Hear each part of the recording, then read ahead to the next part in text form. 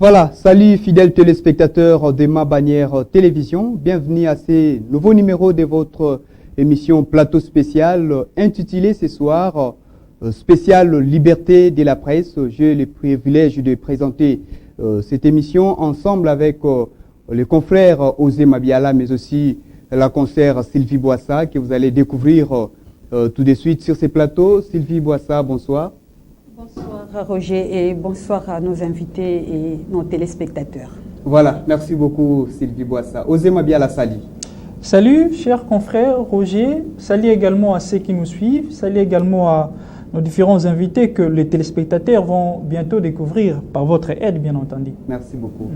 Voilà, fidèles téléspectateurs, vous venez de suivre, vous venez de voir déjà le décor du côté de la présentation et nous allons vous faire découvrir les intervenants de ce soir. Ce sont des personnalités très bien connues dans la presse du Congo central. Nous avons premièrement le coordonnateur provincial du Conseil supérieur de l'audiovisuel et de la communication, M. Célestin Bibimbu. M. Célestin, bonsoir. Oui, bonsoir. Merci d'avoir répondu à notre invitation. Et c'est tout le plaisir pour nous. Voilà, chers téléspectateurs, le deuxième invité, c'est le président provincial de l'Union nationale de la presse du Congo, INPC Congo central, M. Dieudonné Mwaka. Bonsoir. Bonsoir. Voilà, et vous allez découvrir le troisième invité, le troisième intervenant, c'est M. Chambouyi Batoubenga, président provincial de l'Observatoire de médias congolais, OMEC Congo central. M. Chambouyi, bonsoir. Bonsoir, merci. Bonsoir, chers téléspectateurs de Ma Bannière Télévision. Voilà, fidèles téléspectateurs, venez de découvrir les trois poids lourds de la presse du Congo central. Nous allons parler de la liberté de la presse, comme vous avez déjà suivi le titre, sinon l'intitulé déjà de ces numéros spéciaux de plateau spécial qui est intitulé Spécial Liberté de la presse. Nous allons nous entretenir autour de la liberté de la presse. Il y aura plusieurs thèmes que vous allez découvrir tout à l'heure sur ces plateaux et sans plus tarder, nous allons commencer avec le président provincial de l'INPC, M. Dieudonné Mwaka. Nous venons de célébrer la journée mondiale de la liberté de la presse au Congo central sous méditation. Qu'est-ce qui se passe? Bon, effectivement, la journée internationale de la liberté de la presse, nous l'avions bien préparée. Donc, on a été voir la première dame qui est notre ministre de tutelle et la première dame nous a rassurés. La première dame de notre province. De la province, oui. Oui. Nous a rassurés que elle va quand même s'impliquer pour qu'on fasse quelque chose. Alors, comme c'est une journée qui est inclue dans le cadre du cinquantenaire de l'INPC, donc dont les activités ont été officiellement lancées le 23 mars, donc du 23 mars jusqu'au 22 juillet. Bon, espérons, puisque comme la première dame l'a dit, comme nous sommes encore en cours du cinquantenaire, certainement elle va faire quelque chose. Donc nous avons encore de l'espoir, puisqu'il y a un document que nous avions introduit. Nous avions de l'espoir que d'ici là, peut-être elle va réagir. Voilà, on espère encore, puisque c'est l'année du cinquantenaire de l'INPC. Madame je voudrais quand même, un peu avant que Madame Sylvie prenne la parole, voilà. Vous l'avez dit, c'est une journée qui a été célébrée dans la méditation, qui dit méditation suppose quand même un moment de réflexion. Donc, nous personnellement, je pense que pendant cette période, avant même que ce que le président de l'INPC vient de dire se concrétise, nous pensons que c'est aussi une période au cours de laquelle vous, en tant que professionnel des médias, que vous puissiez un peu réfléchir sur votre être, sur l'exercice même de votre profession. Donc peut-être que si la situation est débloquée, en ce moment-là, nous ne serons plus dans la phase de méditation, mais plutôt dans la phase de restitution de ce qu'on aura obtenu comme résultat dans la méditation. Voilà, c'était une journée de réflexion. Sylvie Boissa, c'est ce que dit le coordonnateur provincial du CESAC. Oui, merci Roger. Vous avez dit, M. Mwaka et M. Bibimbu, qu'on attend quelque chose de la première dame. Sans la première dame, les structures qui encadrent, qui accompagnent la presse ne pouvaient pas organiser quelque chose. Nous sommes là toujours à attendre la main ou quoi faire. Comment répondez-vous à ça? Merci beaucoup pour la question. Comme vous le savez tous, nous sommes journalistes. Ce n'est pas seulement ici au Congo central, mais c'est à travers toute la République démocratique du Congo. Nous n'avons pas la culture des cotisations. Donc les journalistes aiment dépenser de gauche à droite pour des banalités, mais pour leur propre, puisque c'est les cotisations annuelles, c'est 20 000 francs congolais. Au jour d'aujourd'hui, je peux vous dire que la caisse de l'INPC est vide. Personne ne cotise. Voilà un peu tout ça. Malgré les efforts, on a tenté de fournir des efforts. La trésorière a fait la ronde à travers certains médias pour récolter un peu les cotisations, mais en tout cas, jusque-là, personne n'a réagi. Personne n'a réagi et vous êtes calme, vous êtes là très, en tant que responsable, vous vous estimez fier d'être responsable là où rien ne va, rien ne marche. Bon, on ne sait pas forcer la main de quelqu'un.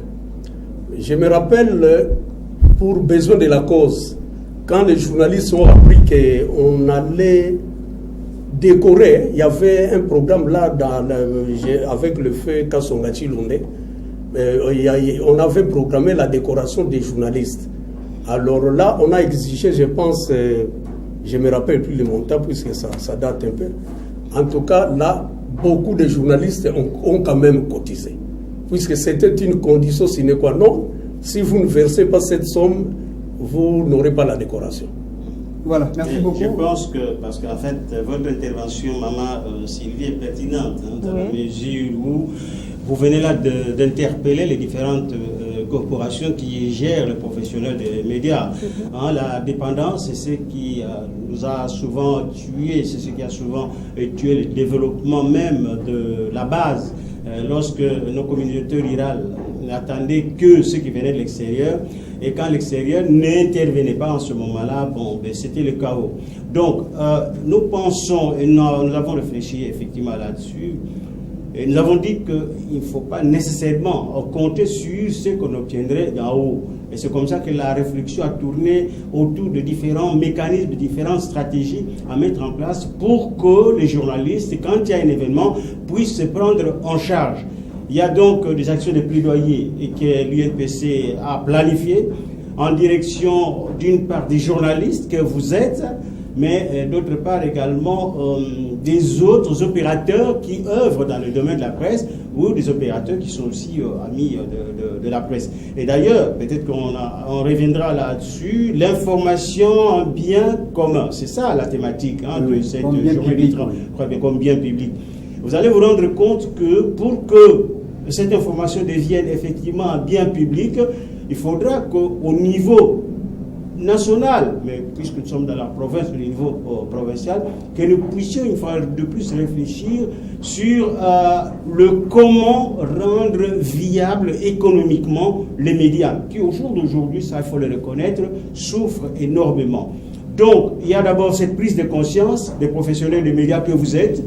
Vous devez vous mettre toujours en tête que l'État-providence est parti et que quand il y a des actions que l'UNPC doit mener, il faut que vous puissiez vous mobiliser, que vous mobilisiez les fonds, et c'est seulement peut-être par la suite que vous pouvez demander, disons, un supplément, une contribution chez les autres. Voilà un peu ce que je voulais dire par rapport à votre préoccupation. Oui, merci beaucoup, M. Chambouy.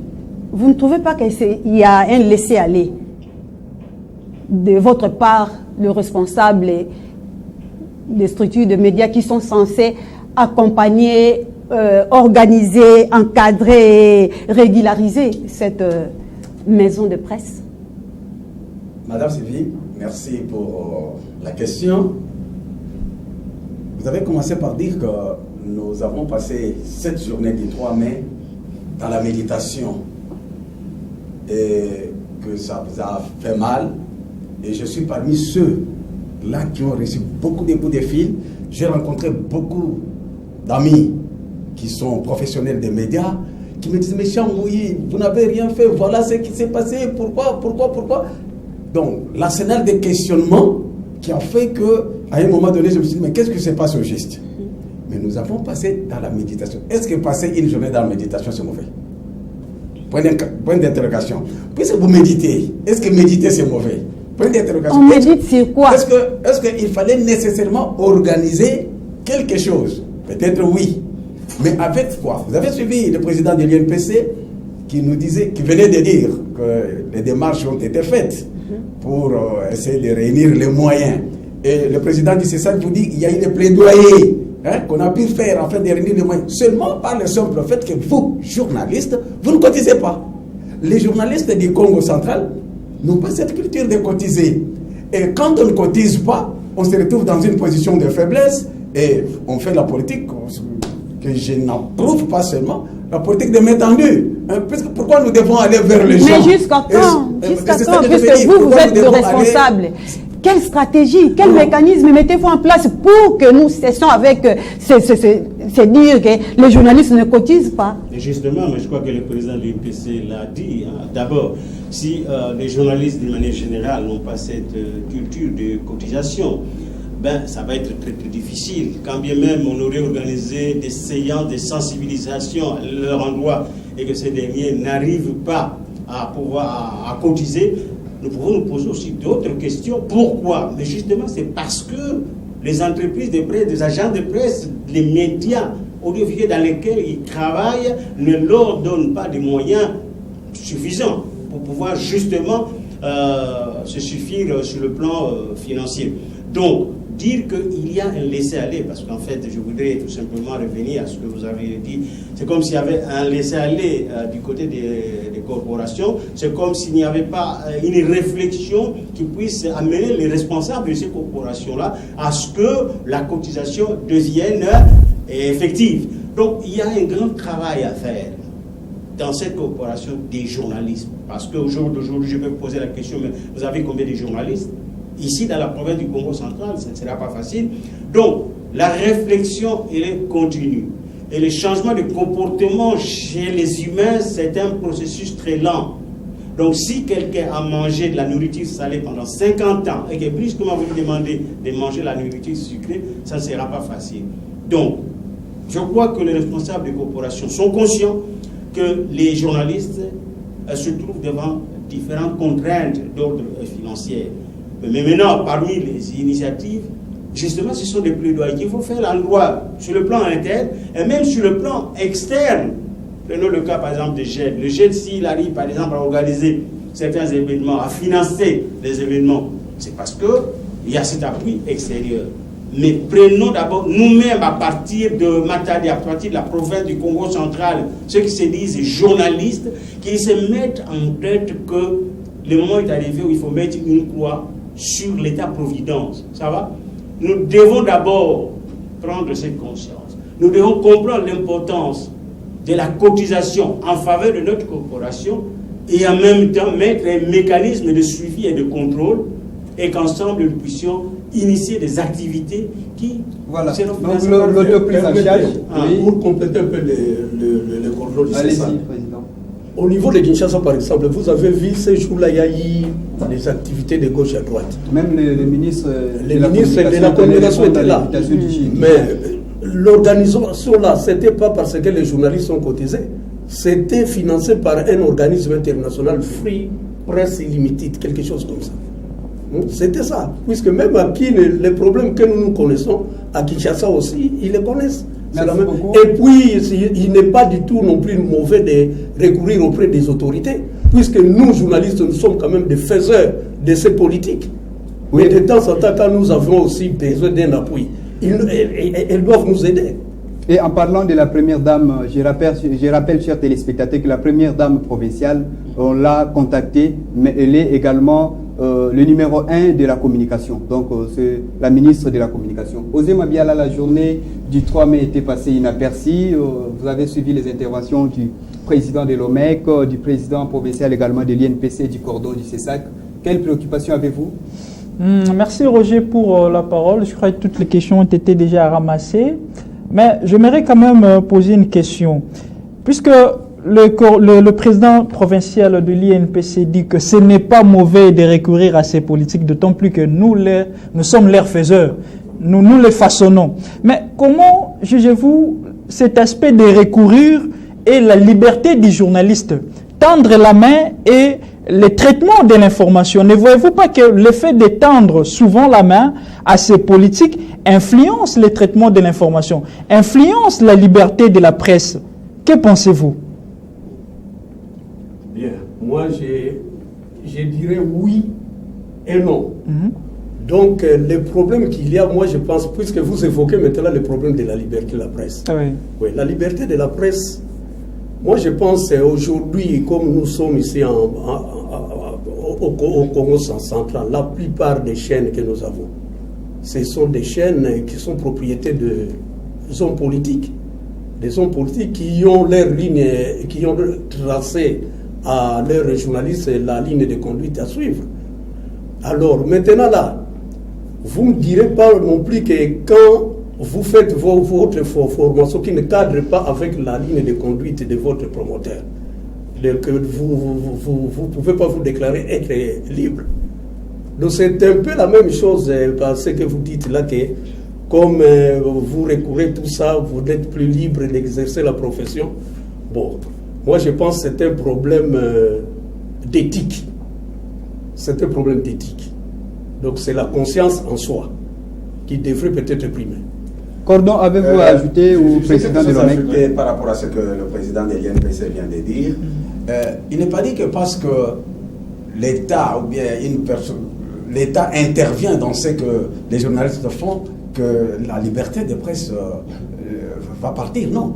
Ça fait partie aussi d'obligation. L'État a l'obligation, vous savez, c'est reconnu, l'État a l'obligation de soutenir le quatrième pouvoir qui est la presse. Hein? L'État a l'obligation. D'ailleurs, les textes légaux prévoient même qu'il faut une dotation quelconque qu'on doit donner aux entreprises de presse, que jusque-là, l'État ne le fait pas. Hein? Donc, c'est-à-dire que on travaille dans une sorte de complémentarité. Hein? Donc, c'est-à-dire, l'État a son champ d'action, il a une part à contribuer et les journalistes ont à faire. Et cela ne peut pas enlever la liberté de presse. Et quand on parle de liberté, parce que nous parlons de la liberté de presse, c'est aussi un problème de conscience. Hein. C'est un problème d'individus et de personnes. Hein. La liberté, ce n'est pas parce qu'on a partagé un paquet de biscuits ensemble et que directement tout ce que vous dites, moi je dois je dois l'accepter facilement. Ou bien quand un journaliste fait son papier, il doit tout d'abord regarder, non, nous avons partagé les biscuits ensemble. Non, attention, hein, le travail reste le travail. Nous faisons un travail qui a ses normes, hein, et les journalistes doivent le faire en respectant les normes, il n'y a pas de problème. Ce n'est pas question d'hypothéquer sa liberté. Non. Donc, il y a quand même des responsabilités de l'État vis-à-vis des médias privés tout comme médias privés, tels que c'est défini dans des textes légaux. Et je crois qu'il y a des dotations qui peuvent être directes ou indirectes. À l'époque, par exemple, lorsque, par exemple, certains journaux importaient, disons, des matériels même pour leurs travaux, eh bien, il y a quand même, disons, des exonérations qui étaient accordées. Donc, s'agissant ici de la cassure, la brisure de cette liberté, je ne pense pas tellement. Lorsque je prends le cas de certaines chaînes audiovisuelles de la ville de Matadi qui ont noué un partenariat avec le gouvernorat, c'est-à-dire que ces chaînes-là ont entre autres l'obligation de diffuser les activités du gouvernorat de province, pas du gouverneur, mais du gouvernorat, c'est-à-dire y compris tous les autres ministères provinciaux. Je crois que le journaliste, comme on l'a dit, en tant que professionnel des médias, et qui a appris toutes les notions, d'une part de collecte, de traitement de la production, de la diffusion de l'information, ce journaliste-là a tout intérêt à pouvoir, je crois, diffuser l'information selon les normes. Donc, être, par exemple, esclave parce qu'on vous a donné l'argent par X, en ce moment-là, ce ne sera plus vraiment faire du journaliste. Et ça, je crois, toutes les corporations le condamneraient. Voilà. Alors, Roger, je vais répondre. J'ai un élément ajouté par rapport à ça. Ajoutez, monsieur le président. Oui. La liberté de presse, oui, mais attention.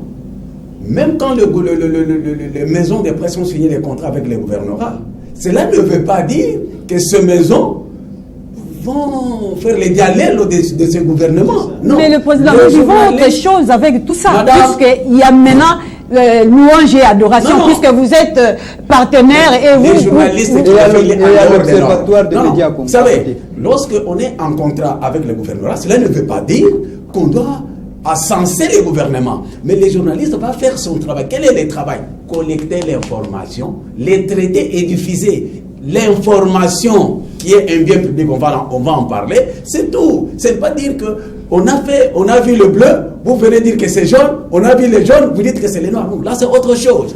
Le simple fait qu'on a signé le contrat avec le gouvernorat, ça veut dire qu'ils veulent que leurs activités soient connues par le public. Donc ces activités, c'est l'activité pire. Les journalistes doivent faire son travail selon les normes. Ce n'est pas pour ascenser les gouverneurs, pour ascenser les ministres. C'est un partenariat ordinaire. C'est un partenariat ordinaire. Les journalistes doivent... C'est ça. Attention, un partenariat ordinaire, bien sûr, mais attention, vous devez toujours faire attention. Lorsque vous signez un partenariat avec X, ça veut dire qu'il y a un contrat. Et dans ce contrat, il y a une série de clauses. Lorsque moi, en tant que responsable du programme, le directeur des informations, voire promoteur des médias, il m'est donné l'occasion de signer ce genre de contrat, mais il faudrait que je parcours avec 2 paires de lunettes ce qui est contenu. Si, par exemple, certaines clauses vont compromettre mon professionnalisme, en ce moment-là, vous allez dire non. Vous allez vous retrouver autour d'une table pour qu'ensemble vous puissiez vous mettre d'accord sur la manière même de voilà. Donc on a l'obligation de traiter... Ça n'enlève en rien la liberté de presse. Voilà, de traiter dans les normes professionnelles. Et le gouvernement provincial a l'obligation de s'acquitter de... Mais le seul constat est que, parce que le président de l'INPC l'a soulevé, c'est peut-être une parenthèse, il a dit qu'à Kinshasa, on a vu, il y a eu l'activité, c'est là, on a vu les ministres des médias, il était là. Ici, ça n'a pas eu lieu. Hein? Ici, ça n'a pas eu lieu. Peut-être on ne comprend pas aussi les partenariats ou quoi que ce soit là. Seulement, il faut aussi noter qu'ici, quand bien même le gouvernement a signé le contrat avec les maisons, il ne paye pas. Hein, le gouvernement provincial ne paye pas. Vous connaissez qu'il y a plus de 10 mois, 12 mois environ, que le gouvernement provincial n'est pas... Bon, quelqu'un qui ne vous paye pas pendant 12 mois, vous croyez qu'il va essayer de venir pour... À qui revient cette responsabilité? La responsabilité revient à qui, puisque c'est à vous de protéger et de militer pour les intérêts de ces médias qui souffrent de... Est-ce que vous ne pensez pas qu'il faille recadrer un peu la thématique de l'émission? Parce qu'en fait... C'est une parenthèse que nous allons rapidement fermer. Cette parenthèse, une fois fermée, va nous amener justement à aborder un ensemble de vos préoccupations. Peut-être qu'il y a Osé qui a posé une question, il ne semblait pas être satisfait de nos interventions. Justement, j'allais rebondir pour dire il a fallu qu'il y ait une autonomisation des journalistes. C'est-à-dire les journalistes devraient cotiser, comme vous avez dit, 20 000 francs annuellement. Alors, qui ou sinon, quel type de journaliste est appelé à cotiser? C'est tout journaliste qui preste dans une organisation de presse, ou y a-t-il un critère, ou sinon des critères de façon globalisante, des journalistes qui devraient cotiser les 20 000 francs annuellement? Qui est journaliste? Oui. C'est ça, super. Non, c'est nous qui posons, c'est moi qui pose les questions, et vous êtes là pour répondre. Les questions sont à nous. Le journaliste, c'est celui qui se voit à la collecte, au traitement et à la diffusion ou publication d'une information dans un ou plusieurs médias et qui tire l'essentiel de son revenu de sa profession. Ce sont ceux-là qui sont habilités à cotiser, selon les textes. Voilà. Selon les textes. Voilà, mais il faudrait ajouter qu'en dehors de cette définition qui vient de faire les journalistes, il y a également des assimilés. Les assimilés, c'est par exemple tous ces techniciens que vous avez, les caricaturistes par exemple, ce sont les caméramens, tout ça ce sont des assimilés aux journalistes et qui ont effectivement droit à la carte de presse. Parce qu'on a l'habitude de confondre les choses. Si l'INPC, lui, s'occupe des journalistes tels que définis tout à l'heure, eh bien, il y a d'autres corporations, notamment nous, vous avez des animateurs, producteurs, qui ne sont pas des journalistes, donc ils ne peuvent pas être considérés, mis dans le même sac que des journalistes. Donc je pense que... Merci beaucoup. Pour clore rapidement ces thèmes, toujours par rapport à la cotisation, les journalistes ne cotisent pas. Imiter, ce n'est pas mauvais lorsque vous allez imiter un bien, une idée ou soit une stratégie qui est bonne. Nous voyons les amis avocats qui sont parfois exclus du barreau lorsqu'ils ne payent pas la cotisation annuelle. Et chez vous, chez nous, quelles sont les dispositions que vous prenez, puisque vous vous référez même à Kinshasa, qui est même c'est toujours comme ça. Est-ce qu'on va commencer à continuer dans les mal ou il faut chercher à recadrer cela? Bon, moi je pense, puisque vous ne le saviez pas, après les droits, toutes les structures se sont retrouvées quelque part pour analyser un peu la situation. D'ici là, vous verrez des gens passer d'un média à un autre pour vous sommer à payer. Puisque cette fois-ci, on s'est dit que nous ne pouvons plus perdre la journée, puisque pendant toute une année, la presse, nous n'avons que 2 journées.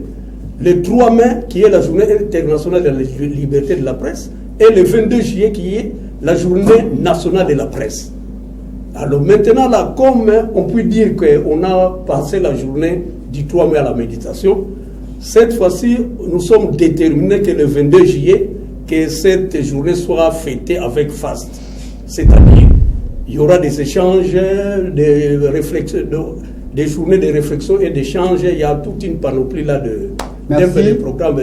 Merci. Donc, les dispositions sont prises pour mettre tout dans sur les rails. Les dispositions prises, mais ça, parce qu'en fait, avant cela également, il y a un travail de fond qui va être fait au niveau de l'INPC et qui consistera à répertorier les vrais journalistes sur base des critères que vous venez d'évoquer. En ce moment-là, ce serait également une lutte contre ce que nous avons l'habitude de déplorer, les moutons noirs. Et lorsque vous avez parlé de l'ordre des avocats, c'est important.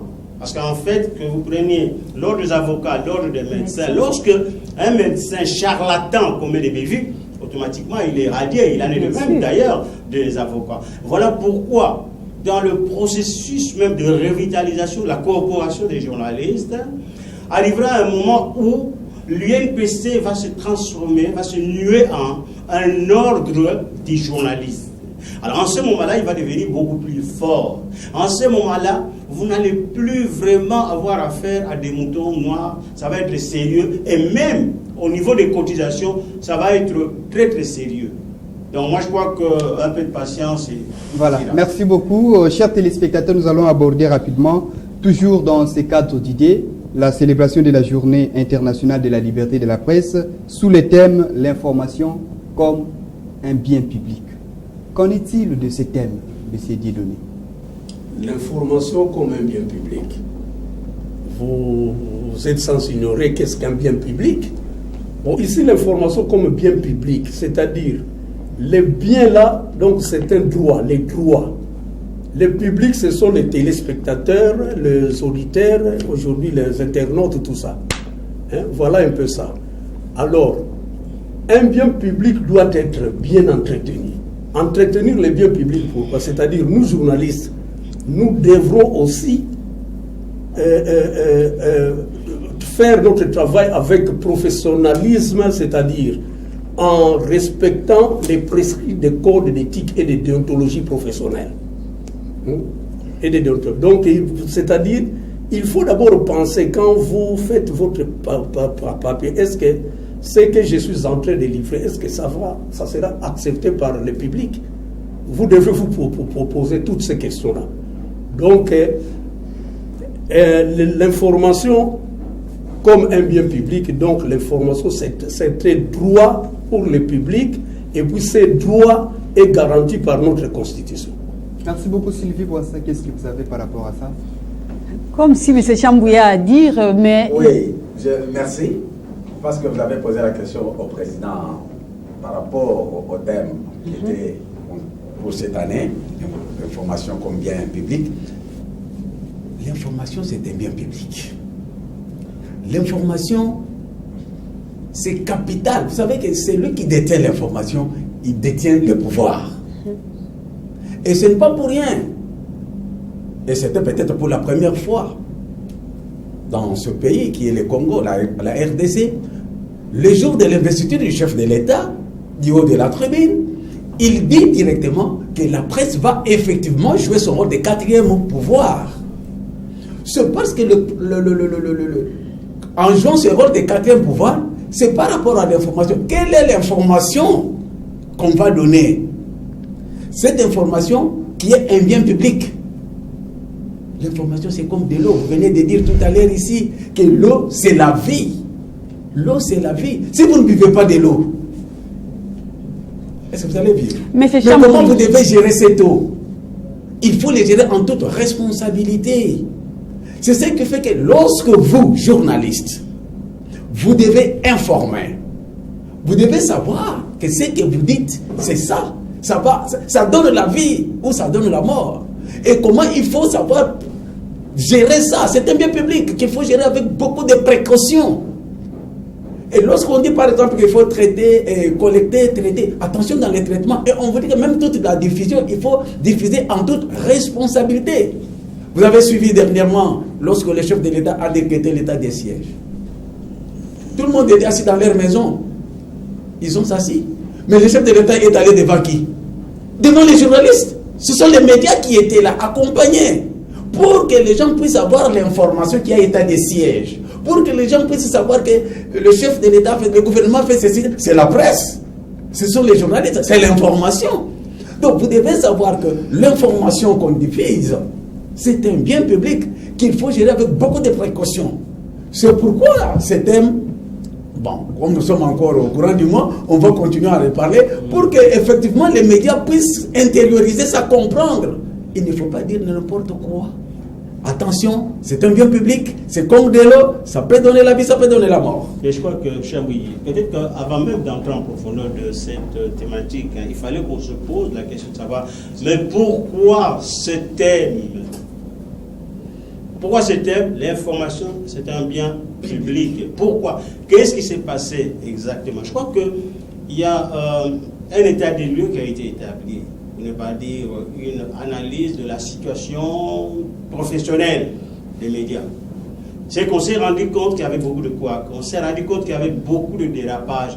On s'est rendu compte que l'information telle qu'elle était diffusée jusque-là, elle était beaucoup plus peut-être en faveur des acteurs politiques, en faveur des acteurs économiques, alors que cette information devrait être au service du public.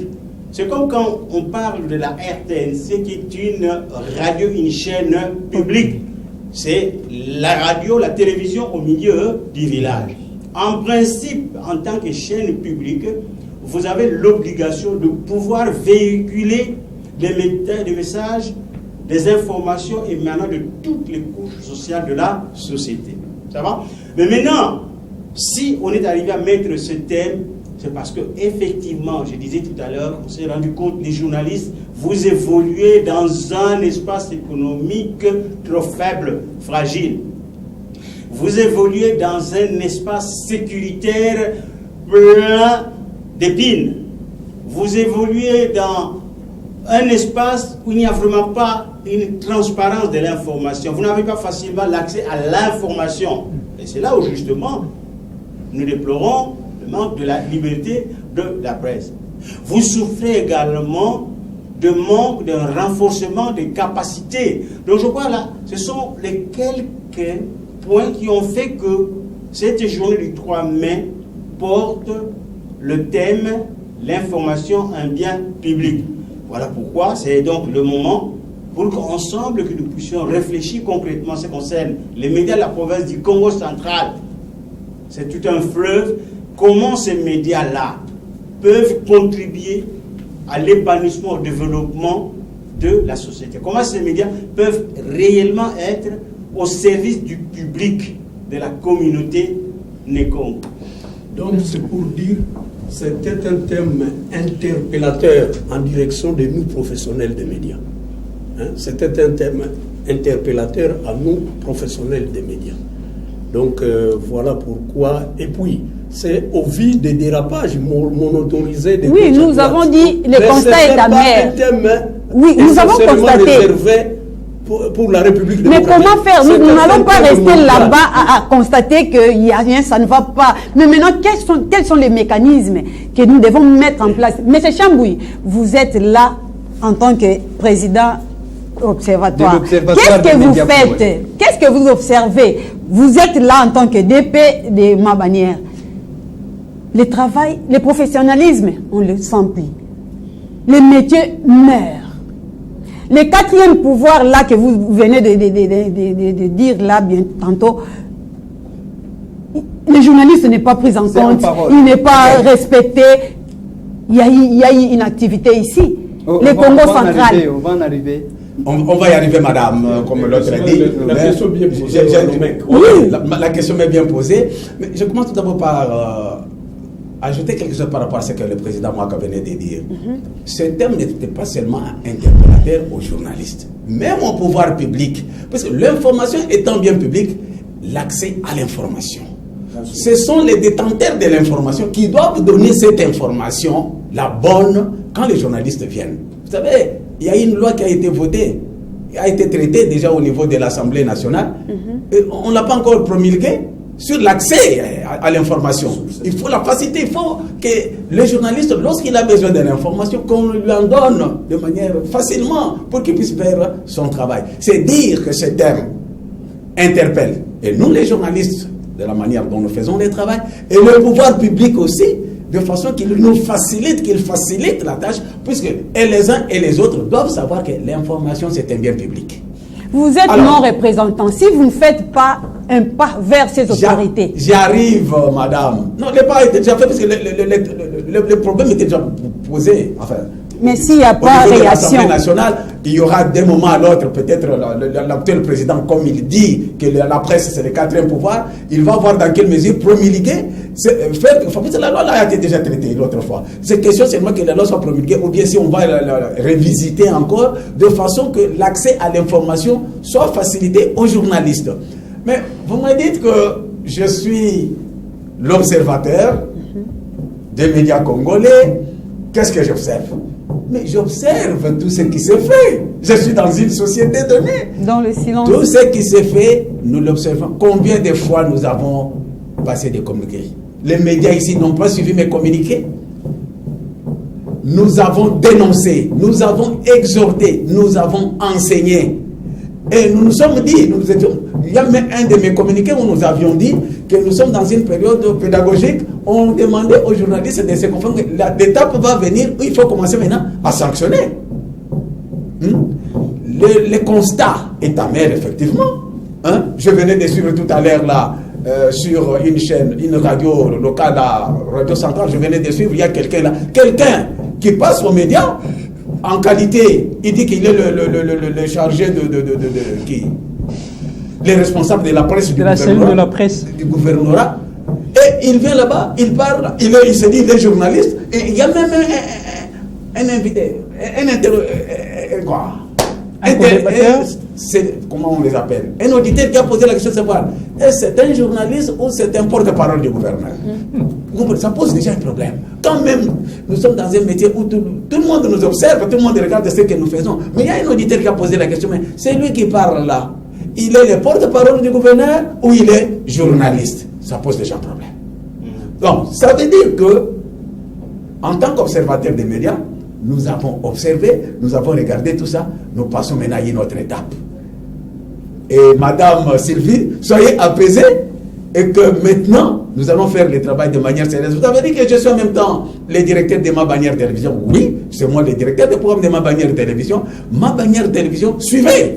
Je suis très regardant avec tout ce qui se passe. Je crois que de temps en temps, je le fais et nous allons continuer à le faire. Même les journalistes savent que maintenant, c'est l'étape de la sanction qui commence. Ok, moi je crois que la préoccupation de Mme Sylvie mérite à ce que nous puissions revenir un peu aux différentes autorités qui devraient vous intéresser. Donc dans le secteur, dans l'espace médiatique, vous devez savoir, vous en tant que professionnel des médias, qu'il y a d'abord ce qu'on appelle l'autorité, disons, réglementaire, c'est-à-dire qui est là pour concevoir des lois et qui les soumet à l'Assemblée pour être promulguées plus tard. Et ça, c'est le ministère de la Communication et des Médias. Mais à côté, vous avez l'autorité régulatrice qui a été mise en place dans la Constitution à son article 212, c'est le Conseil supérieur de l'audiovisuel et de la communication. Cette autorité-là est là pour réguler le contenu de ce qui est diffusé à travers les médias, conformément au cahier des charges que tout impétent signe auprès du ministère de la Communication. Et maintenant, vous avez l'autorité autorégulatrice qui est l'INPC, qui a pour mission justement d'encadrer professionnellement les journalistes. Et à ses côtés, vous avez le mec qui observe, qui fait aussi un monitoring. Mais cela ne veut pas dire que si l'INPC lui elle s'occupe du journaliste, parce que le CESAC lui s'occupe du responsable du programme, du promoteur de la chaîne des radios et bien sûr de l'émission. Mais lorsque un journaliste a dérapé et que le mec ne fait pas signe à l'INPC pour que cette affaire soit communiquée au niveau de la commission de discipline, en ce moment-là, dans 48 heures, nous, en tant que CESAC, institution d'appui à la démocratie, nous pouvons nous saisir de ces dossiers. Bon, mais maintenant, vous regrettez le fait que, comment se fait-il que vous assistez à des dérapages, mais il n'y a aucune action qui est prise? Non. Lorsque vous interrogez tous les directeurs de programmes des chaînes de radio qu'on a dans la province du Congo central, vous allez vous rendre compte que nous, au niveau du CESAC, nous avons un mini-centre de monitoring et nous faisons des feedbacks à travers tous les supports de communication, que ce soit par mail, que ce soit par WhatsApp. Et vous-même, au niveau de Matadi, chaque directeur de programme, en principe, chaque mois, on lui donne ce qu'on aura constaté comme dérapage. Mais nous, c'est simple. D'abord, il y a une approche purement pédagogique. C'est-à-dire que vous avez les connaître, on vous appelle, on vous produit des conseils et on essaie un peu de vous coacher. Hein? On vous coach au niveau de ça qu'on vous a dit. Maintenant, lorsque vous récidivez, alors en ce moment-là, nous passons à une autre phase de la mise en demeure. Hein? De la mise en demeure jusqu'au niveau des sanctions. Et vous devez vous mettre en tête que les téléspectateurs qui nous suivent, il ne faudrait pas que lorsque, par exemple, nous sanctionnons, ça veut dire nous sommes en contact avec même les instances judiciaires. Nous pouvons arriver là. Tout comme nous pouvons arriver à arrêter carrément votre chaîne, nous pouvons arriver à suspendre l'émission et les responsables des programmes. Mais tel n'est pas notre objectif. Nous voulons d'abord continuer à éduquer et passer étape par étape jusqu'au final. Donc il y a quand même des actions qui sont menées de ce côté. Bien sûr, il y a des actions, s'il vous plaît, Roger. Oui, il y a des fois vous sanctionnez, mais sur le terrain, il n'y a pas réaction. On voit la personne évoluer comme si rien n'était. Normalement, oui. Normalement. Pouvez-vous nous citer quelqu'un qui a été déjà sanctionné et qui se retrouve dans... Oui, nous avons eu des cas. Je ne citerai pas ici pour citer des choses, Oui. mais du moins, en tant que responsable, vous le savez. Pourquoi tout cela? C'est une autre façon de travailler ou d'encadrer. Hein, voilà, ça, il faut fouetter, c'est ça. Mais s'il n'y a pas de changement, il y a des sanctions, vous avez dit comment vous sanctionnez et il n'y a pas réaction, vous laissez faire. C'est pourquoi il n'y a pas de changement selon Voilà. les constats. On vient de passer à la phase pédagogique, comme ils ont dit. Peut-être il y aura maintenant des Non, sanctions bien sévères. sûr, mais il y a quand même des mises en demeure qu'on donne à toutes les radios qui se compromettent. Et c'est comme ça que nous demandons à ce que lorsqu'on a suivi une émission, qu'on a monitoré, on demande à ce que chaque chaîne de radiodiffusion, celle-ci par exemple on est en train de passer, en principe il faudrait que le support soit conservé pendant au moins 30 jours. Parce que si jamais on déconnait, on dérapait dans cette émission et que quelqu'un de l'extérieur se plaignait, en ce moment-là il va se plaindre peut-être auprès du CESAC et le CESAC va demander le support. Nous allons auditionner en tant que professionnels parce que même les instances judiciaires s'adresse à nous. Lorsque vous allez au parquet, on accuse le journaliste qui a raconté ça et ça, eh bien le parquet nous envoie une correspondance, donc recours à l'expert, et nous maintenant, nous pouvons pas brandir, mais auditionner l'élément, et nous mettons nos avis purement techniques. Donc, mais on est dans un processus, soyez sûr et certain que Boissa arrivera à un moment où on va sanctionner, parce que d'ailleurs, la plupart, beaucoup de gens qui déconnent, qui dérapent, ce ne sont même pas des journalistes, c'est des moutons noirs qui n'ont aucun background. Mais avec ces phénomènes aussi. Est-ce que logiquement parlant, nous avons aujourd'hui des journalistes, donc comme j'ai dit là, hein, la dernière phrase là, quelqu'un qui tire l'essentiel de son revenu de sa profession. Mais aujourd'hui, nous avons des journalistes qui sont des enseignants, nous avons des journalistes patati patata, mais ce ne sont pas des journalistes. Mais ce ne sont pas des journalistes. Pourquoi vous n'interpellez pas leurs responsables et leur encadrer, leur dire l'importance ou la valeur de la chose? Puisque là... Le programme de ma bannière entamé. Voilà. Comme il vient de le dire, c'est la phase pédagogique. Dans notre phase, peut-être il y aura d'autres dispositions. Bien sûr, la phase pédagogique, nous continuons à faire le travail. Tout a été dit, vous comprenez très bien. Et le cordon a dit que souvent ceux qui dérapent là ne sont pas des journalistes. Ce sont parfois les gens qui viennent dans les métiers, ceci, cela, et des parachutés. Voilà. Aidez-nous pour vous aider. Voilà. Mais donc il y aura l'entrée. l'étape pédagogique est passée. Nous entamons une autre étape maintenant. Et 50 après, nous sommes dans l'année cinquantenaire des INPC. Merci. Nous avons grandi, vous allez vivre autre chose. Merci, maintenant. Mais soyez prêts pour les sanctions. Merci beaucoup, nous sommes prêts, changeons d'escalier. L'information comme étant un bien public, de la manière dont l'information se traite dans les médias du Congo central, est-ce que c'est réellement un bien public? Là, c'est le président de l'OMEC, puisque c'est lui qui est là pour observer ce qui se passe. Mais je pense que c'est ce que nous venons de dire tout à l'heure. C'est ce que nous venons de parler ici. Donc disons que le chemin est encore long. L'idéal est que l'information là devienne effectivement un bien public. Mais on s'est rendu compte qu'au fil des années, pendant que Osée est en train de réfléchir, on s'est rendu compte qu'au fil des années, il y a des couacs, il y a des dérapages. Et c'est comme ça que la réflexion, une fois de plus, je l'ai dit, doit tourner sur le comment, quel mécanisme mettre en place pour que vous, médias, vous deveniez économiquement forts. C'est seulement quand vous allez devenir économiquement fort que vous pouvez facilement aider les journalistes à mieux faire le travail. Comment on peut renforcer les capacités de ces journalistes-là pour qu'ils deviennent pros, c'est-à-dire des gens qui vont appliquer les normes d'éthique et de déontologie comme il se doit. Donc il y a un ensemble de questionnements. C'est ce que nous voulons. En vous posant des questions, nous voulons... Parmi ces ensembles-là, il y a aussi la rémunération. Non, bien sûr, tout cela, mais il y a un élément ça influence sur le travail du journaliste. Oui, il y a un élément. Vous me posez la question de savoir si la manière, quand j'observe les médias locaux, est-ce que l'information qui est donnée est vraie? C'est ça vraiment la question. bien public. Oui. Je dis qu'il y a à faire, il y a à boire et à manger. Parce qu'il y a les problèmes du côté des journalistes, il y a les problèmes du côté du pouvoir public, du côté de ceux-là qui doivent donner l'information aussi. Parce que si les journalistes n'ont pas eu l'accès facile à l'information, qu'est-ce qu'il va nous dire?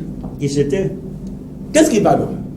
Donc, ça pose aussi le problème. Pour que le travail puisse mieux se faire, il faudrait que de part et d'autre, que tout le monde puisse se mettre au travail. Et nous les connaissons surtout avec le pouvoir public, surtout ceux qui sont dans l'État, dans l'histoire de l'État. Vous appelez, combien de fois je suis allé à la région, je vois ma rédaction appeler. On appelle tel, il dit non, moi je ne vais pas parler. Pourtant, on cherche la précision. Pourtant, il a l'obligation de donner l'information. C'est l'information publique. Il travaille pour l'État. Il a la redevabilité. Il doit rendre compte. Mais il vous dit non. Parfois, vous appelez, vous ne décrochez pas. Les journalistes souffrent parfois à la rédaction. Passez dans des rédactions pour voir. Mais lorsqu'on donne l'information, on a dit ceci, on a dit cela. Mais lorsqu'on lui a demandé de donner la bonne information, il ne l'a pas donnée. Vous comprenez? C'est-à-dire, pour que l'information soit effectivement bien publique, il y a un travail à faire. Et ce travail se fait des deux côtés. C'est ça. Et du côté des pouvoirs publics et du côté des journalistes, il y a à faire. C'est un chemin, nous sommes dans un processus. Et on va y arriver. Je sais qu'on va y arriver parce qu'il y a la volonté. Merci beaucoup Sylvie Boissa. Vous voulez réagir? Oui, M. Chambou a déjà souligné ce que j'allais à dire. Mais du moins, vraiment le souci des journalistes aujourd'hui, surtout à Matadi, nous attendons l'étape là que vous nous avez annoncée maintenant là. Nous avons besoin de traiter l'information, d'informer, former et divertir notre public avec toute objectivité, avec indépendance et aussi sans influence, puisque vous avez souligné quelque chose. Si un journaliste se présentait chez une autorité, il est difficile à avoir l'info. Peut-être ceux qui sont aujourd'hui, entre guillemets, les binat en coutou, c'est eux qui ont la facilité, qui font des djalélo, qui ont la facilité d'avoir l'information. Mais ceux qui sont objectifs, vraiment souffrent avec ça. Donc, nous attendons votre effort là pour l'amélioration, oui. Madame Sylvie. Oui, M. Chambouy. La liberté de presse Et le journalisme, c'est aussi la personnalité de quelqu'un. Vous croyez moi Chambouilly? Vous voyez Chambouilly se présenter chez qui qu'il soit parce qu'il est ministre, parce qu'il est qui? Je viens, il me fait les dialogues, le moi je vais faire ceci, cela. Quand quelqu'un sent déjà que c'est Chambouilly qui est venu, qu'il soit ministre, député ou qui, il sait que non, je suis devant un journaliste, il me donne la réponse qu'il faut. C'est-à-dire que c'est question des journalistes eux-mêmes aussi de se prendre au sérieux. Quand le journaliste va attendre 1000 francs chez quelqu'un, courir derrière les gens, ce que j'ai entendu dire, et puis je sais que j'ai vu dans les réseaux sociaux là, ça m'a fait pleurer. Hein? Je me dis, oh non, on a fait ceci, cela. Et les journalistes qui vont maintenant se plaindre sur les réseaux sociaux. Et c'est type comme ça, quand vous vous présentez prochainement, les journalistes là, il va vous prendre au sérieux. Mais c'est quelqu'un qui ne vous a jamais vu, jamais, il ne vous a jamais vu aller lui demander quelque chose. Non. Vous venez seulement pour l'information. S'il vous a invité, il sait que si j'appelais un journaliste de tel chef, il doit le payer. Et quand droit de diffusion, ça se paye. Si le journaliste est venu seulement pour prendre l'information, il doit donner l'information. Bon, il y a des choses qui font que c'est nous aussi, les journalistes, qui donnons l'occasion à ces gens-là de se comporter de cette façon-là. Mais si nous sommes responsables, si nous nous mettons à notre place, papa, maman, Moussala qui toque. Il n'y a pas de mauvais oui, il y a que des mauvais. Des mauvais chefs. Ça veut dire quoi? Dont vous êtes. Ça veut dire que nous également, nous interpellons tous les responsables, que ce soit les responsables des programmes ou les rédacteurs en chef. Nous, dans le cadre de notre institution qui est le CESAC. Et c'est pourquoi nous disons, aidez-nous pour nous permettre de vous aider. Je suis responsable d'une chaîne de radio. Mais si je veux que ma radio soit vraiment respectée, mais je ne vais pas commencer à recruter n'importe qui. C'est-à-dire, s'il faut recruter des journalistes, je dois partir d'un critérium. Or, tel n'est pas le cas. Parce que vous utilisez le micro de la radio ou le micro de la télévision, automatiquement, vous portez l'étiquette de journaliste. Donc, il y a d'abord un travail qui doit se faire à l'amont. Que les responsables, les gestionnaires de ces médias mettent tous ces critères-là en application. En ce moment-là, au moins, on pourra avoir quand même, disons, un travail professionnel de qualité. Nous ne sommes pas là, en tant que différentes organisations, pour fouetter. Nous avons cette grande responsabilité de coacher, de renforcer les capacités des professionnels des médias sur le tas d'abord. Et que, étant donné que c'est un processus, la formation arrivera effectivement à un moment où on pourra faire parler de différents textes, notamment les volets liés aux différentes sanctions. Voilà, comme M. Chambouilly vient de dire, Président, vous avez à réagir. Ouais. Il a souligné un problème là trop important sur la personnalité, la crédibilité du journaliste. C'est-à-dire, quand les journalistes, quand la chaîne n'est pas invitée par l'organisateur d'une activité quelconque comme ça, il ne faut pas y aller. Il ne faut pas y aller. Si on est invité, là, vous allez. Mais si on n'est pas invité, vous restez un point trait. Peut-être vous pouvez dire que non, je vais quand même répondre pour avoir l'information. Ok, vous arrivez, vous avez l'information, vous rentrez. Vous rentrez, puisque maintenant, là, qu'est-ce que nous constatons? C'est le cas, par exemple, tout dernièrement, il y a eu, je ne sais pas, salon technologique. Voilà. Comme le président de l'OMEC venait de dire, la personnalité du journaliste. Moi, je pense que quand on vous tend des miettes là, il faut carrément refuser. Carrément refuser, vous allez. Voilà, c'était une parenthèse que j'allais, puisque voilà. Ce qui s'était passé là l'autre jour là, je l'ai appris à voler tout ça, c'était pas par rapport à ce oui, que cordon, le l'UNPC cordon complété, tout comme l'OMEC, c'est-à-dire que tout en étant responsable de ce que nous faisons, il faudrait toujours se mettre en tête, lorsque quelqu'un organise un événement, ça veut dire qu'il a déjà fait une planification. Parlons ici d'une planification, par exemple, budgétaire. Ça va? Oser est responsable d'une entreprise qui va ouvrir ses portes. Il va faire appel à X nombre de journalistes par rapport aux ressources financières qu'il dispose. Ça va? Si c'est 4 maisons de presse, ça veut dire, s'il a planifié 600 000 francs, ça veut dire qu'il a prévu 150 par maison. Mais maintenant, si en dehors de ces cadres-là, il y a d'autres qui s'ajoutent, qui s'improvisent, et que OSE ne donne l'argent qu'à ceux qu'il a invités, c'est tout à fait normal. Mais c'est comme l'a dit le président, puisqu'il y a ce problème d'accès à l'information, vous êtes des fureteurs de l'information. Vous allez quand même prendre l'information, quand vous la prenez, vous rentrez. Parce que si vous commencez à faire du bruit dans la résidence de M. OSE, en ce moment-là, vous êtes en infraction. Parce que vous voulez, entre guillemets, on dirait monnayer votre information. Ça, c'est pas normal. Voilà. Et puis là où je ne suis pas aussi d'accord avec nos autorités, c'est l'importation des journalistes de Kinshasa. Je souhaiterais mieux peut-être les médias de Kin qui ne sont pas représentés en province. Là, je suis parfaitement d'accord. Tout justement, nous parlons déjà de la considération de la presse locale. Mais quand il y a des correspondants ici, il y a des correspondants de ces chaînes ici, mais on fait appel à des journalistes et caméramens qui viennent de Kinshasa pendant qu'ils ont des correspondants ici. Voilà. Qu'est-ce qui se passe? Est-ce qu'on ne travaille pas bien ici? Non, c'est un complexe, complexe tout court. Au vu aussi de vous, nos autorités, que faites-vous par rapport à tout ça? Puisque nous, les journalistes du Congo central, de Matadi en particulier, nous souffrons. Ça dérange. Qu'est-ce que nous faisons? Qu'est-ce que vous faites? Mais nous l'avions fait. Je me rappelle. C'est pas la première fois. Ça persiste. Moi, je me rappelle certaines choses. Il faut donner parfois des précisions. On organise l'activité au Congo central. On s'intéresse plus aux journalistes qui viennent de Kinshasa. Qui a fait ça? Le gouvernement provincial. Qu'est-ce que ce gouvernement provincial peut faire autre que ça? Puisque moi, je vous l'avais prévenu. Vous vous rappelez que je vous avais dit l'autre fois, j'avais tenu un point de presse dans mon bureau là-bas à Makayavang. J'avais dit que, attention, il faut savoir lire certaines choses. Nous sommes quand même des journalistes. Les temps que nous avons passé dans ce métier, nous faut que nous lisons. Nous voyons quand même ce qui peut y aller. Attention. Mais les députés provinciaux ont pensé autrement. Ils nous ont amené ce qu'ils nous ont amené. Vous voyez que ça va changer? Non.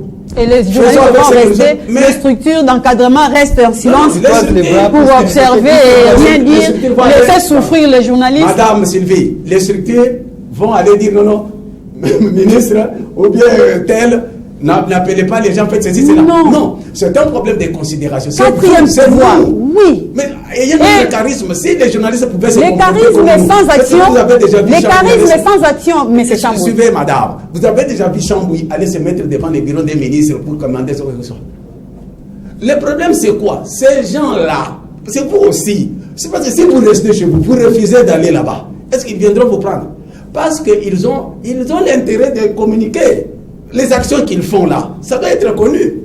Mais si ce n'est pas connu, c'est que vous oubliez, vous, la presse, et que c'est nous qui mettons la société en mouvement. C'est nous. Nous avons un pouvoir, nous sommes une force. C'est nous qui mettons la société en mouvement. Si vous refusez...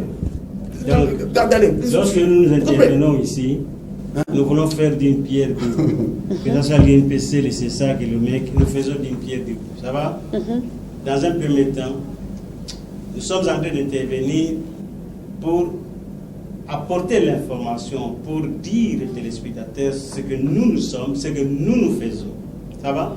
Donc là, il y a un aspect de visibilité. D'accord. Ça va? Maintenant, vous êtes en train de vous plaindre du fait que on préfère inviter les journalistes de Kinshasa.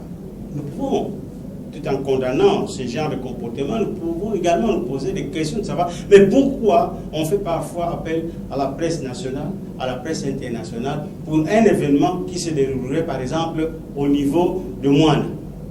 Ça va? Parce que pour vous, l'idéal aurait été qu'il n'y ait que des journalistes du Congo central, par exemple.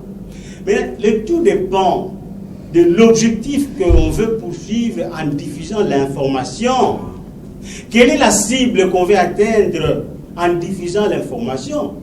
Il se pourrait que, en invitant les journalistes X, les médias X de Kinshasa, la personne qui a invité, l'organisateur, pense faire passer un message directement à une sphère de décision qui est basée à Kinshasa. En ce moment-là, l'impact sera beaucoup plus rapide quand c'est directement fait par un des médias de Kinshasa. Osez Mabiala, qu'est-ce que tu penses? Hein? Mais Cordon, permettez. Là, Je ne suis pas d'accord avec vous. Mais le problème, prenons les cas des Digital Congo, Top Congo, tout ça. Ils ont des représentants sur place. Très bien représentés. Non. Maintenant, vous allez faire venir encore les gens de ces mêmes chaînes là pour ici. Et vous avez l'objectif d'atteindre Ok. je ne sais Je suis qui, d'accord avec mais vous. la population que vous dirigez sous-informée. Pour les médias. Comment jugeront-ils vos actions? Madame Sylvie, c'est pour ne pas me répéter, est-ce que cette population qu'on dirige, et ils ont les soucis de cette population? Ils n'ont pas les soucis de cette population. Est-ce qu'ils ont les soucis de cette population? Si ce n'est pas se faire des poches. Voilà faire pourquoi autre il chose. faudrait que... Et nous sommes... Non, les médias qui sont représentés ici, hein, les médias à dimension nationale, comme vous parlez, Vous manquez les mots. horizontal. Oui, je suis tout à fait d'accord avec vous qu'il y ait le gars qui est présent ici, qui puisse aller assumer les reportages. Mais on ne sait pas, est-ce qu'il n'y a pas eu un arrangement avec le niveau central et le représentant d'ici pour que le reportage soit réalisé par celui qui vient de Kinshasa. Ça, c'est une autre paire de manches. Mais l'idéal est, une fois de plus, qu'au même moment, on inviterait les journalistes du niveau national, qu'on invite les médias d'ici, ça va, et que la différence puisse quand même se faire sur le plan du contenu, peut-être. Il se pourrait que ça ne soit pas le même message qu'on aimerait véhiculer à la population d'ici qu'à Kinshasa. C'est à vous de voir. Est-ce que vous pensez que l'élément que nous venons de suivre, ça intéresserait la population? Dans la négative, maintenant c'est à vous de voir, est-ce que je ne peux pas maintenant aller dans un autre format télévisé, sous forme d'interview, cette fois-là, tout en restant sur la ligne même du thème de cet événement-là, lui poser des questions qui auraient en tout cas des implications sur le plan professionnel. C'est à vous de voir. En tout cas, nous vous rassurons que ces éléments passent de la même façon que nous les travaillons ici. Donc, avec le même traitement. Donc, il n'y a presque pas de différence. Osez Mabiala, est-ce que c'est comme si... C'est comme si... De la même manière, mais il arrive des fois, moi j'ai lu, on a fait venir un journaliste là de Kinshasa. Quand j'ai suivi à la télé, il dira par exemple, ce que Banza se trouve dans la commune de Kabondouabo. Oui, des erreurs comme ça arrive souvent. Surtout lorsqu'il y a une personne qui ne maîtrise pas les C'est ce médias. que le président a dit. Parfois, il s'agit d'un complexe quelconque dans les chefs des organisateurs, peut-être, de leurs manifestations. Peut-être ça des complexes. Parce que c'est qu'ils oublient aussi, il y a quelque chose. Si vous avez remarqué, ce sont les journalistes que nous avons encadrés ici à Matadi, dans nos différentes rédactions, qui sont dans la Kinshasa. Vous comprenez? Et qui deviennent les super. Et pour eux ici, ils voient seulement quelqu'un qui commence à œuvrer, ils ne savent pas que cette personne a été encadrée dans une rédaction ici. Il y a parfois un complexe, et ce sont des choses que nous connaissons. Mais malgré ça, il y a un point culminant. Mais je crois que ce que le Cordon a dit, c'est ce qui est plus important, et que quand l'organisateur organise son activité, il a un objectif. Il a peut-être ce qu'il cherche. Mais si nous entrons dans la profondeur de certaines choses, c'est question de vous poser la question. Est-ce que les gens là qui organisent, pour lesquels vous parlez, est-ce qu'ils ont besoin que votre population, que la population locale puisse connaître ce qu'ils font? Parce qu'ils s'estiment qu'ils ne sont pas redevables à la population locale. Ils s'estiment qu'ils sont redevables aux Quinois. Ils sont redevables à ceci, cela. Là où peut-être on peut faire que leur pouvoir soit consolidé. Mais vous, ici en province, quand on vous dit, vous les gens des Anses, vous les gens des Sandes, les gens dans votre champ de couverture médiatique, beaucoup ça va pour Bango, force union c'est ça que ça. D'accord, la RTNC fait des duplex aussi à qui? Donc, M. Chambouilly, noir sur blanc, vous nous confirmez quand même que la presse locale n'est pas considérée par les pouvoirs publics au niveau de la province. Elle ne peut pas être considérée. Je l'avais déjà dit avant même qu'il y ait élection. Je l'avais dit. Et nous allons rester comme Donc ça. on reste comme ça, sans valeur. Sans valeur, on reste comme ça. Il n'y a pas d'autre disposition qu'il faut prendre. Faites votre travail des journalistes en toute responsabilité, mais ne comptez pas. Prenez-vous en charge. Ne comptez pas. Pourquoi vous insistez beaucoup sur le pouvoir, tout ça? Prenez-vous en charge. Faites seulement votre travail correctement. Osez ne comptez pas sur les autres. Qu'est-ce qui se passe? J'attendais que vous m'accordiez la parole. Vous en avez. Merci. Je vais un peu revenir sur les thèmes de la journée mondiale de la liberté de la presse, qui est l'information comme étant bien public. Et ma question s'oriente au coordonnateur provincial du CESAC. Que peut jouer l'information dans un milieu où il y a la guerre? Que peut jouer l'information dans ces milieux? Et comme deuxième question, c'est vrai, le président de la République, Félix-Antoine Tshisekedi Tshilombo, a promis qu'il fera de la presse comme étant véritable quatrième pouvoir. Mais si nous lisons la Constitution, nous ne voyons que 3 pouvoirs. Nous voyons le pouvoir judiciaire, le pouvoir exécutif, ainsi que le pouvoir législatif. Que faire, nous, journalistes, pour que nous devenions officiellement et légalement comme étant quatrième pouvoir? D'abord, oui, je crois que l'information par rapport, disons, à la guerre, je crois que c'était ça la première. Oui, oui. Que peut jouer l'information comme rôle dans un milieu de guerre? Déjà, en tant que quatrième pouvoir, j'ai eu à réfléchir ça à un moment donné. Lorsque le président de la République était intervenu dernièrement pour faire de la région nord, là, un état des sièges, il avait bien dit qu'il compte beaucoup sur la participation, l'implication des médias dans ce qui se passe au niveau de l'Est. Parce qu'en fait, les médias en tant qu'acteurs, en tant que secteur de changement de comportement, nous pensons qu'il peut jouer beaucoup de rôles. Parce que si vous avez sur place là-bas un média qui ne prônerait que de la haine, qui ne prônerait que, par exemple, de diffamation des injures, c'est tout à fait normal que ceci ne peut pas favoriser le retour à la paix, à la sécurité. Donc voilà pourquoi, effectivement, les médias qui sont sur place, et même les médias à dimension nationale, au niveau de Kinshasa, peuvent jouer un rôle très important dans les changements, d'une part, des comportements, dans la motivation des militaires qui sont au front, et dans le changement de comportement de la communauté qui devra créer un mariage avec ceux qui sont au front. Cela suppose que ces médias, pour qu'ils soient vraiment efficaces, doivent bénéficier d'un renforcement des capacités. Ces médias, pour ne pas dire les responsables de tous ces médias, toujours à travers l'INPC, j'ai réfléchi qu'il fallait faire un plaidoyer pour organiser des ateliers avec pour objectif l'élaboration d'un plan de communication en appui aux militaires, en appui au soutien, à l'accompagnement des militaires qui sont au front. Donc c'est au cours, par exemple, à l'issue de cet atelier-là, et ça ce serait vraiment urgent, que les journalistes peuvent mettre au point une feuille de route, un plan de communication dans lequel on va trouver la nature des messages qu'il faut véhiculer pendant toute la période et également les formats, déjà des formats radiophoniques, télévisés qu'il faudrait véhiculer pour atteindre les différentes cibles. Parce que là, les cibles, il y en a beaucoup. Ce sont bien sûr des militaires qui sont au front. Il faut les motiver, il faut les encourager. Et là, la conception des messages doit tenir compte de tout cela. Mais il y a également la population de manière générale. Mais il y a toutes ces autorités, que ce soit civiles ou militaires, la société civile.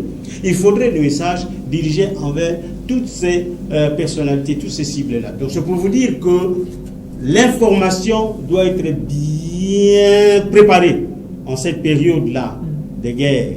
C'est une information qui va d'une part accroître la connaissance, ça va, qui va amener les différentes cibles à adopter des comportements, des attitudes qui soient favorables, et enfin, grâce à cette information-là, amener ces mêmes cibles à pouvoir pratiquer ce que vous leur demandez. Vous, médias, vous dites que vous savez, ce n'est pas bien d'injurier, d'attaquer XY, mais si maintenant la population cesse d'injurier, d'être haineuse, en ce moment-là, il y a déjà un changement de comportement. Maintenant, l'autre volet de votre intervention... Oui, l'autre volet, c'était sur... le président de la République l'a promis qu'il va faire de la presse comme étant un véritable quatrième pouvoir. Mais dans la Constitution, il est accouché que 3 pouvoirs. Le pouvoir exécutif, judiciaire et législatif. Alors, que fait réellement pour que la presse congolaise devienne légalement et officiellement comme étant un quatrième pouvoir? De toutes les façons, déjà, le fait qu'on dise de la presse que c'est le quatrième pouvoir, ça devrait vraiment nous réjouir.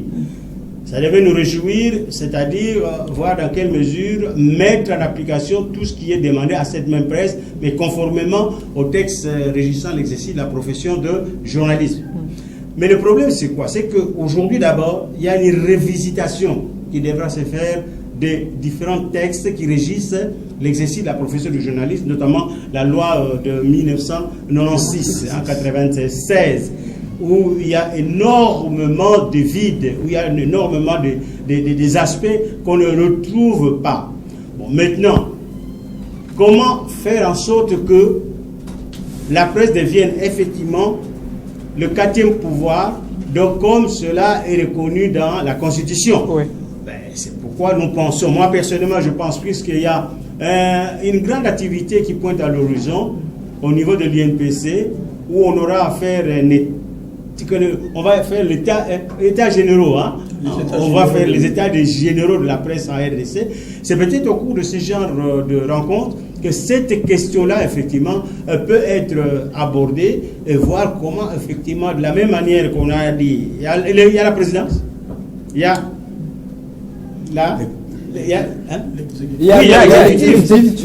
judiciaire, et maintenant, dans quelle mesure, par exemple, puisqu'on dit que c'est quatrième pouvoir, on peut mettre ça. Donc c'est au cours de ce genre d'atelier qu'on peut réfléchir sur ça et qu'une mouture soit élaborée et soumettre ça au niveau du Parlement pour étude.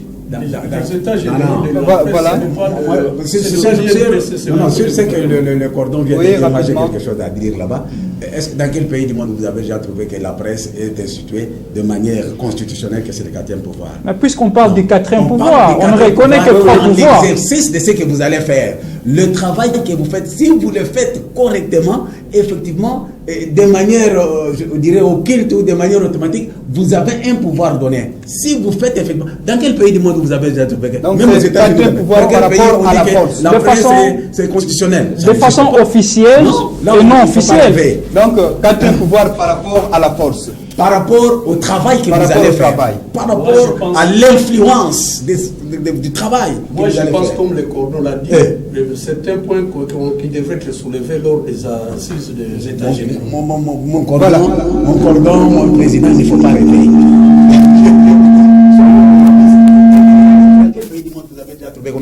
Donc, c'est le travail et l'influence. Ou bien ça sera, nous créons. Il ne faut pas inventer. La roue existe. Non, on n'invente pas. On n'invente pas. Ce sont des choses qui existent déjà. Mais quatrième pouvoir, dans le travail que vous allez faire, vous faites un travail où vous êtes influent et votre influence se montre dans tout et pour tout. Comme je l'ai dit, le président devrait parler d'état des sièges. Il n'a pas appelé les uns et les autres, mais il est allé directement vers la presse. Avec donc, votre influence dans tout ce que vous faites. Mais la réflexion devra se faire au cours de ces états généraux. Voilà. Parce qu'en fait, si demain vous devenez, vous êtes une institution reconnue de la Constitution, ça veut dire que vous allez dépendre de l'État. Vous comprenez? Vous allez dépendre de l'État. En ce moment-là, ce sera un goulot d'étranglement pour mieux exercer librement votre profession. Moi, je pense qu'au lieu de songer à tout cela, devenez plutôt un ordre des journalistes. Là, ça sera encore beaucoup plus fort. Voilà, merci. Osez a évoqué un peu les problèmes liés à la guerre. Bon, moi, je me rappelle à l'époque que nous avions des journalistes formés qui étaient des spécialistes en reportage de guerre. Mais je ne sais pas si chez nous, en RDC, peut-être ça s'est fait. je me rappelle les caméramans Fiel Loubarou, par exemple. Merci beaucoup. Prenons le dernier thème, toujours par rapport à la presse. Nous avons le 22 juillet, la journée nationale de la presse. Comme le 3 mai était célébré sous méditation, est-ce que une autre journée de méditation pour la presse du Congo central? En tout cas, je vous rassure, en tant que INPC, le 22 juillet de cette année, les journalistes vont organiser des activités qui seront appréciées par les uns et les autres. En tout cas, il y aura des activités. Mais alors, il y aura des conditions. il y aura des conditions. Ce n'est pas tout le monde qui va participer à ces assises. Ne participeront à ces assises que ceux qui vont cotiser. Ceux qui seront en ordre. Ceux qui seront en ordre. Osez Mabiala par rapport à la journée, et puis nous allons revenir sur Madame Sylvie. Oui, par rapport à la journée, quelle sera la particularité de cette journée? Bon, la particularité, pardon, c'est trop tôt, puisque d'habitude, on nous envoie un thème, hein, tout ça, mais aujourd'hui, un thème national, puisque jusque-là, il n'y a pas encore de thème, puisque c'est trop tôt. C'est comme il le dit. Moi, je crois que c'est cette dépendance-là, par exemple, de Kinshasa, que nous sommes en train de déplorer. La province du Congo central, c'est un espace médiatique très très fourni, pour ne pas dire pollué en chaîne de médias. C'est un espace médiatique où l'on dénombre énormément de dérapages, de dérives. Je pense qu'à partir de chaque province, on devrait réfléchir sur la question à aborder lors de cette journée-là. Bien sûr qu'il y aura un thème général, mais on doit déjà penser vraiment aux différents thèmes qui peuvent être développés, et cela en rapport avec le travail tel qu'il se fait dans la province du Congo central. Prenons par exemple la prise en charge financière des journalistes. Hein, qui œuvrent dans les médias. Au Congo central, bien sûr, pas tous la même chose, mais il faudrait qu'on revienne encore à cette réflexion. J'en avais déjà préparé à peu près l'impact juridique de la carte professionnelle, par exemple. Voilà, Madame Sylvie Boissa. Oui, tout est balayé, mais du moins, Président, vous avez souligné quelque chose, que ceux qui vont participer, ceux qui cotiseront. Oui. C'est par structure ou par individu, par journaliste? Par média. Par média. Oui. Par média et par journaliste, c'est ça. Bon, moi je pense que... Tu te réserves. Ça nous concerne, hein? On va s'organiser. Peut-être pas trop tôt, mais les stratégies sont montées pour que ça ne se passe pas comme les 3 mai. C'est-à-dire qu'il y aura quand même quelque chose. Et vous avez compris, nous sommes une province, nous avons nos particularités, nous avons nos réalités. Hein? Là, je souscris à ce que le cordon de Sessac a dit. Et là, je dis non, Président, nous ne pouvons pas toujours attendre Kinshasa. Hein? Il y a certaines choses Kinshasa, ils peuvent nous dire, mais il y a des réalités qui sont les nôtres ici. Mais on l'a toujours fait, en dehors du thème national, au niveau de la province. Voilà. Chaque province a ses propres réalités, on peut réfléchir à l'interne. Question de venir pour que les journalistes puissent mettre leurs mains dans leurs poches. Mais par rapport à la durée, vous attendez encore, vous manquez à nous dire par rapport à ça. Et nous sommes déjà aujourd'hui au milieu du mois de mai. Ça nous reste. Le travail se fait déjà. Ça s'est fait, mais du moins, vous manquez à nous dire. C'est encore dans l'ombre. Merci beaucoup. Osez Mabiala, par rapport au thème, puisque nous citons déjà petit à petit, par rapport à l'organisation de la journée nationale de la presse le 22 juillet, est-ce qu'il y a des propositions ou soit des préoccupations qui ne sont pas encore éclairées? Moi, je crois que tout est déjà dit. Hein. L'équipe s'organise dans leur manière pour essayer de passer cette journée en toute beauté. Je crois qu'ils ont déjà eu à rencontrer mes préoccupations. Non, je crois que quand on est dans ce genre de débat, il faut toujours vous mettre en tête, comme on le dit en Afrique, c'est personne et que c'est l'union qui fait la force. Il ne faudrait pas croire que tel qu'au-delà, il n'y a que nous qui détenons les secrets de réussite des activités.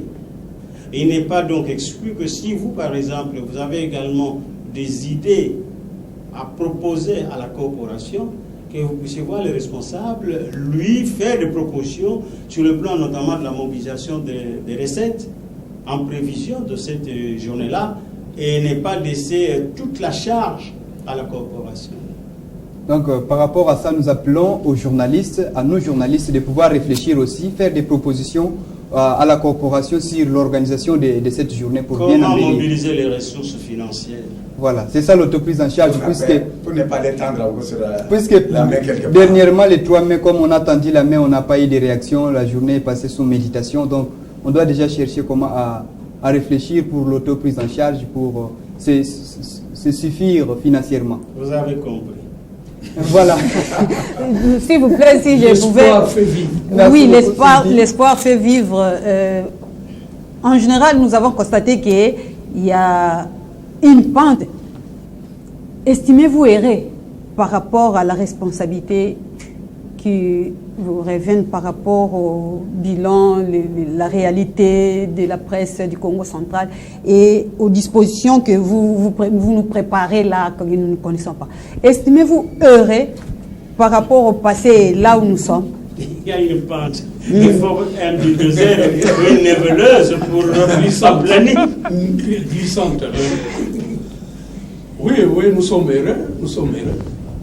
Le problème ne se pose pas puisque on ne peut pas continuer à encaisser des échecs, mais cette fois-ci, le 22 juillet, ça sera la bonne.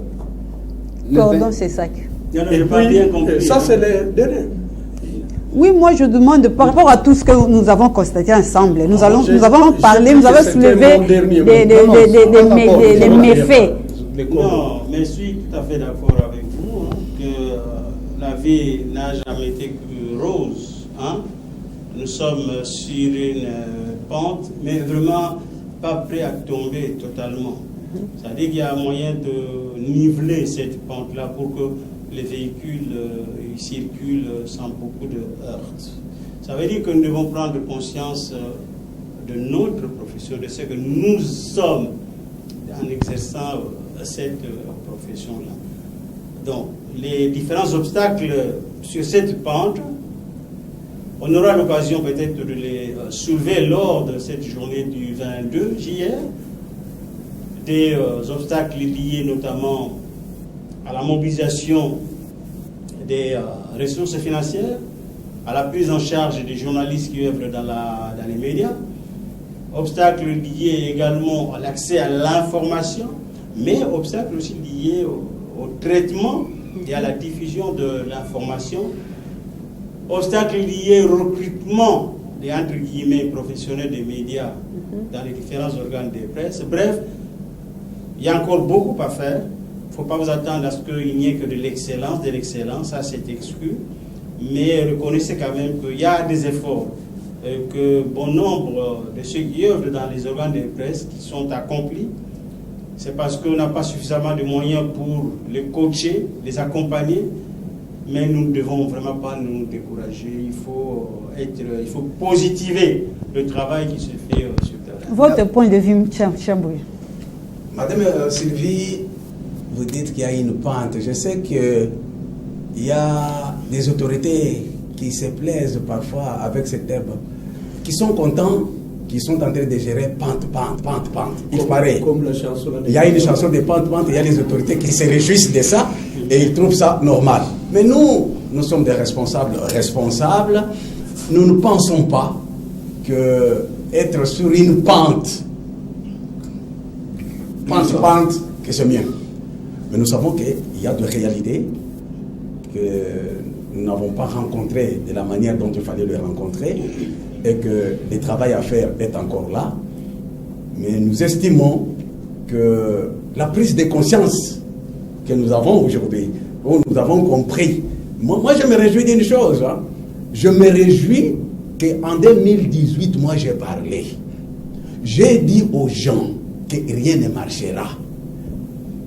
Et parce que ça n'a pas marché, et que tout le monde comprend aujourd'hui que Chamboué, je ne suis pas prophète, mais je suis seulement le chef de l'OMEC, et qu'il faut se prendre en charge.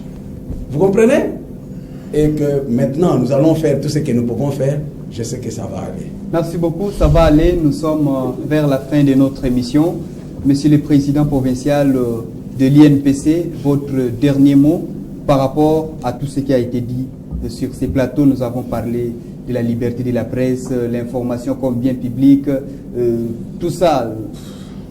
Votre dernier mot. Merci beaucoup. Mon dernier mot, c'est plutôt, je voulais formuler quelques recommandations. Des recommandations, c'est-à-dire, nous devrons nous battre au niveau de l'organe délibérant de notre province pour que cet organe arrive à adopter un édit sur l'aide directe accordée aux médias de la province. Ça, c'est de 1. De 2, nous devrons nous battre pour qu'on arrive à instituer un service de médias dans chaque ministère. pour faciliter l'accès aux sources, puisqu'aujourd'hui les journalistes sont bloqués. Et en fait des trois, nous invitons quand même nos autorités à valoriser les compétences locales. Au lieu chaque fois de recourir auprès de nos confrères de Kinshasa, la province dispose aussi de compétences qui sont capables de réaliser des reportages potables, j'ai dit. Merci beaucoup, M. Chambouyi Batoubenga, président de l'OMEC, l'Observatoire des médias congolais. Votre dernier mot au regard de tout ce que nous avions eu à aborder sur ce plateau? Mon premier mot, c'est un regret par rapport à ce que mon président de l'INPC vient de dire, qu'il demande à l'Assemblée provinciale. Quelle Assemblée provinciale? Cette Assemblée provinciale qui nous a amenés dans tout ce que nous avons comme problème ici. Nous n'avons pas d'Assemblée provinciale ici. Bien sûr, il y a des gens qui sont là, mais s'ils avaient écouté ce que Chambouyi avait dit, on n'aurait pas eu tout ce qu'on a comme problème aujourd'hui. C'est-à-dire que pour moi, j'ai dit directement à mon président, nous sommes avec lui sur ce plateau, je lui dis qu'avec cette Assemblée provinciale, donc l'idée là je suis sceptique, je suis sceptique que... Bon, de tout ce que nous avons parlé, il y a quelque chose qui a plus retiré mon attention, les thèmes de cette année. Information bien publique. L'effort est à faire aux côtés des journalistes pour qu'ils puissent commencer à faire le travail de manière responsable. De savoir que l'information peut donner la vie, peut donner la mort. C'est comme de l'eau. Il faut faire attention. Du côté des pouvoirs publics, là, je crois que cette loi-là qui est dans les tiroirs, qui était déjà traitée pour faciliter l'accès aux journalistes, pour l'accès à l'information, en tout cas que nos députés, que peut-être les élus du Congo central qui sont à l'Assemblée nationale puissent voir dans quelle mesure faire de façon qu'on puisse aller chercher cette loi-là, qu'on bouge un peu, que cette loi d'accès à l'information puisse être activée de façon que le chef de l'État puisse promulguer la loi et que les journalistes aient l'accès à l'information en ce moment. Du côté des journalistes comme du côté du pouvoir public, il y a cette obligation de donner la bonne information, alors l'information va devenir un bien public. En tout cas, je suis en train d'implorer Dieu, je suis en train de faire de sorte que ça puisse réussir de cette façon-là pour faire un travail de qualité, pour que nous puissions servir comme c'est doit. Merci beaucoup, M. Célestin Bibimbu, coordonnateur provincial du CESAC. Le dernier mot par rapport à tout ce qui a été abordé. Oui, d'abord vous dire que j'ai aimé. J'ai aimé la prestation des journalistes de ma bannière que vous êtes, Samou, Amapouassa et Osé. J'ai toujours fait mon feedback à votre directeur de programme chaque fois que je vous suis dans certaines émissions. Et voire même, il m'arrive de vous atteindre, vous personnellement, pour vous faire part de mon feedback lorsque je suivais une émission. Donc l'initiative présente mérite d'être encouragée.